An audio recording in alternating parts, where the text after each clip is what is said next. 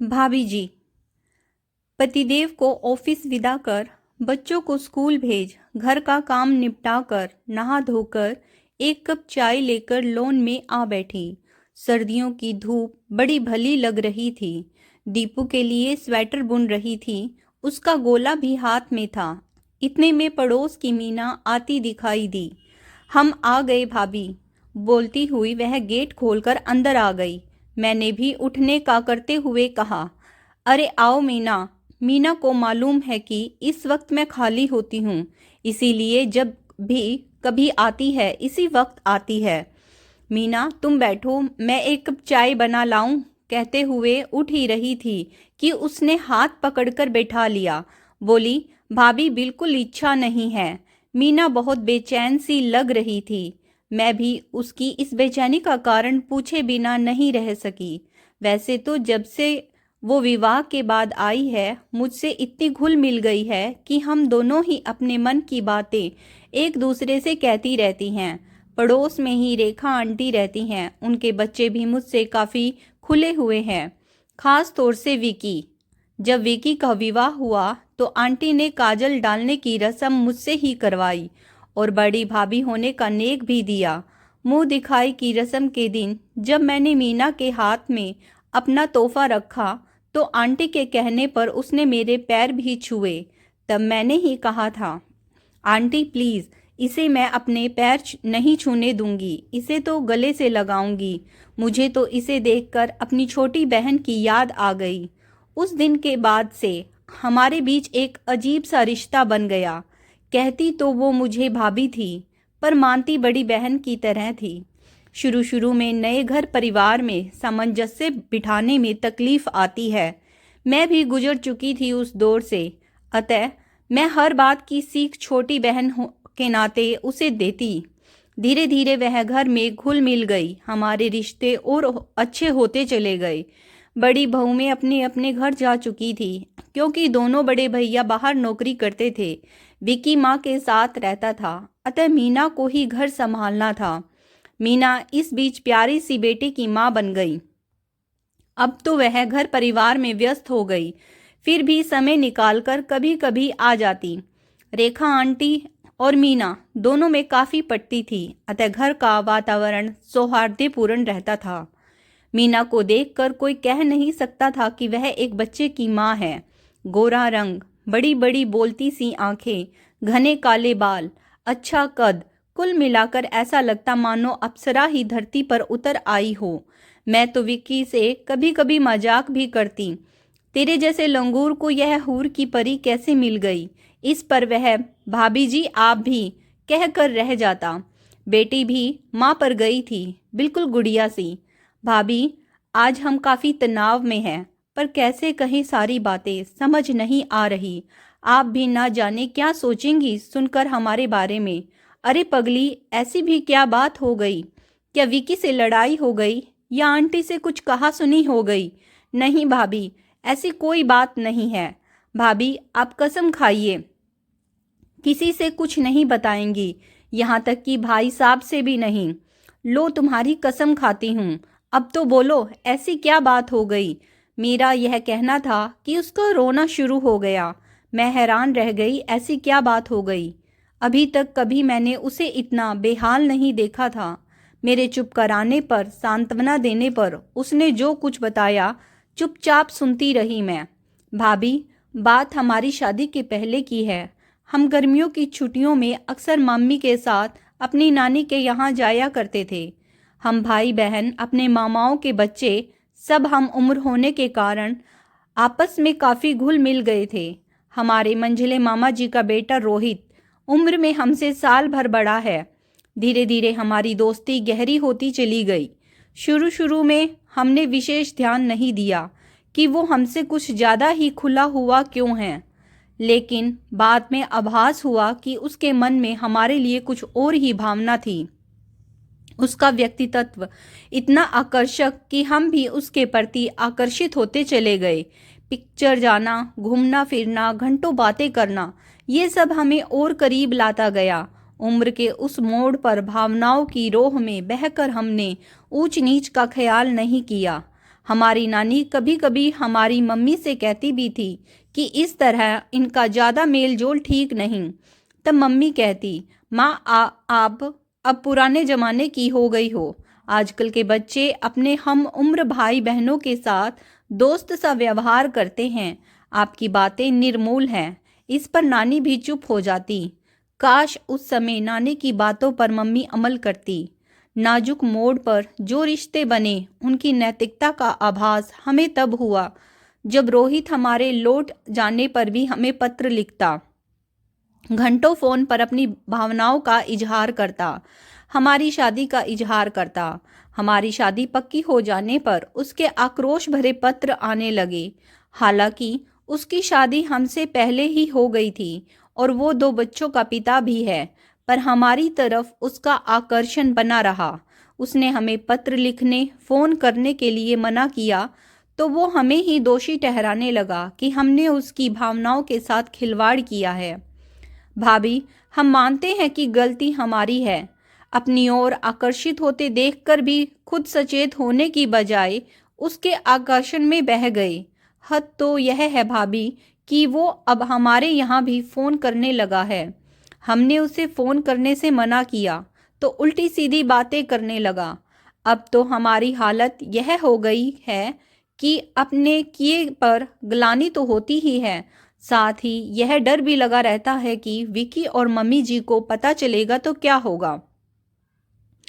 भाभी, हम तो शर्म से डूब कर मर ही जाएंगे। विकी इतने अच्छे हैं कि हमने उनके साथ ऐसा विश्वासघात किया, यह सोचकर ही हम बहुत शर्मिंदगी महसूस करते हैं। अब कल की ही बात है, रोहित का रात को फोन आया था। फिर वही रटी रटाई बातें कह रहा था। इस पर हमने उसे बुरी तरह डांट दिया कि क्या तुमको ऐसी बातें करते शर्म नहीं आती है तुम्हारी बीवी है, बच्चे हैं, मैं भी एक बच्चे की माँ हूँ। क्या अब यह तुम्हें शोभा देता है? आगे फोन किया तो मुझसे बुरा कोई नहीं होगा। इस पर वह बेशर्मी से बोला, जरूर फोन करूँगा, एक बार नहीं बार बार करूँगा, बोलो क्या बिगाड़ लोगी मेरा। यह तो गनीमत थी भाभी कि उस वक्त ऑफिस से ये लौटे नहीं थे और मम्मी जी भी सो चुकी थी। अब आप ही कोई रास्ता बताइए, हमें तो कुछ भी समझ में नहीं आ रहा है। और फिर वह सिसक सिसक कर रो पड़ी। मैंने भी दुनिया देखी है, इतनी पढ़ती लिखती हूँ। उसकी मनोव्यवस्था व्यथा सुनकर समस्या का क्या निदान हो यह सोचने लग गई। परेशान तो मैं भी हो उठी थी। नहीं चाहती थी कि कोई ऐसी घटना हो जिससे 2 परिवार उजड़े। मीना तो रो रो कर बेहाल हो रही थी और मैं असमंजस की स्थिति में थी। उसे दिलासा दिया कि कोई ना कोई उपाय जरूर निकल आएगा। चूंकि गलती मीना की भी थी, अतः मामला ज़्यादा उलझ गया था। अक्सर हम देखते हैं कि उम्र के उस नाजुक मोड़ पर जरा सा भी पांव फिसला नहीं कि गर्त में धकेल देता है। पर उस समय अच्छे बुरे की समझ किसे होती है? बड़े बूढ़े कुछ दखल अंदाजी करते हैं तो उन्हें दकियानूसी या उम्र का फासला कहकर अनजाने ही किशोर वर्ग ऐसी गलतियां कर बैठता है जिसका नतीजा कभी कभी बहुत भयानक हो जाता है। मीना तो पूरी बात बताकर चली गई, पर मेरा मन बहुत उलझन में था। सोचती रही कि इस समस्या का क्या उपाय हो, पर कोई रास्ता नहीं सूझ रहा था। कहते हैं ना कि दरवाजे एक साथ बंद नहीं होते, एक ना एक दरवाजा तो खुला छोड़ ही देता है। हर भूल को सुधारने के लिए रास्ता भी वही सुझाता है। हुआ यूं कि ऑफिस के काम से विकी को 5 दिनों के लिए टूर पर जाना था, पर सिर्फ विकी के जाने से रास्ता निकल नहीं रहा था। इसी बीच खुदा के करम से रेखा आंटी के सत्संग की स्त्रियां हरिद्वार जा रही थी। आंटी की भी जाने की इच्छा थी, पर मीना अकेली रह जाएगी यह सोचकर वह प्रोग्राम नहीं बना रही थी। तब मौके का फायदा उठाने के लिए मैंने आंटी को दिलासा दिया कि मीना की देख रेख मैं कर लूंगी। आंटी को मुझ पर पूरा विश्वास था, अतः उन्होंने निश्चिंत होकर प्रोग्राम बना लिया। विकी और आंटी के जाने के बाद रात को सोने के लिए मैं उसके घर जाने लगी। पहली रात शांति से गुजरी। रोहित का फोन आने पर क्या करना था यह हमने पहले ही सोच लिया था। भगवान ने हमारी जल्दी ही सुन ली। दूसरी रात रोहित का फ़ोन आया तो मीना ने ही फ़ोन उठाया। हालचाल पूछने के बाद कहा, रोहित, मम्मी जी यानी मेरी सासू जी आपसे कुछ बात करना चाहती हैं। इस पर वह हकलाते हुए बोला, क्यों?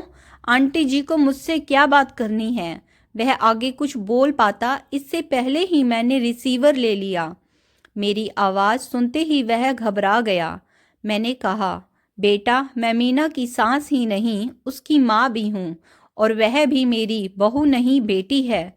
उसने तुम्हारे बारे में मुझे सब कुछ बता दिया है।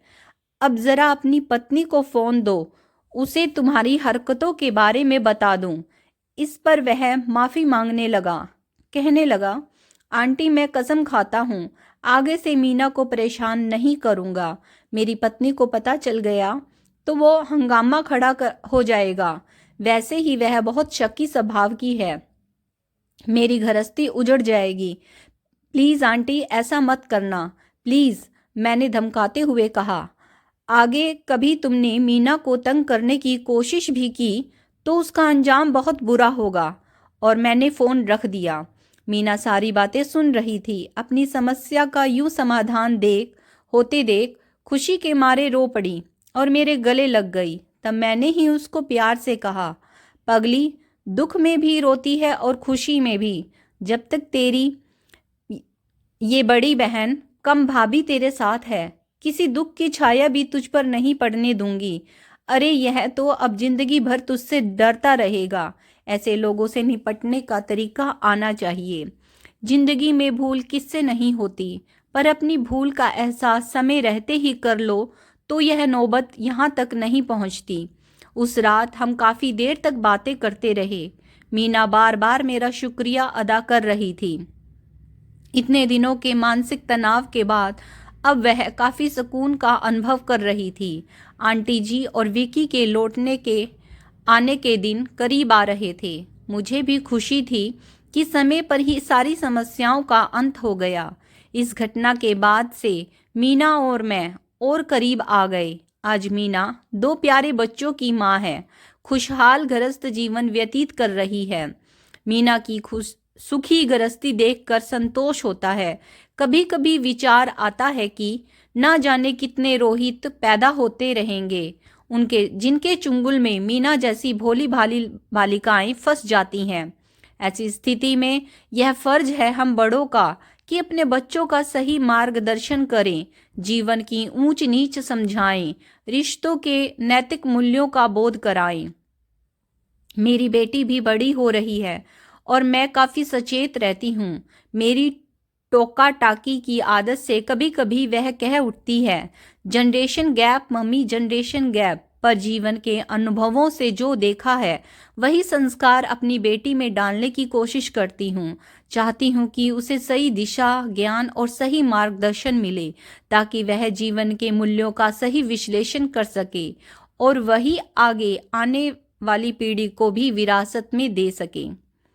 दोस्तों, आज की कहानी आपको कैसी लगी कमेंट्स करके ज़रूर बताइएगा। अगर आपको कहानी पसंद आई है, please like, share and subscribe my channel stories bye Sunita Saini. Video को देखने के लिए आप सब लोगों का बहुत बहुत धन्यवाद।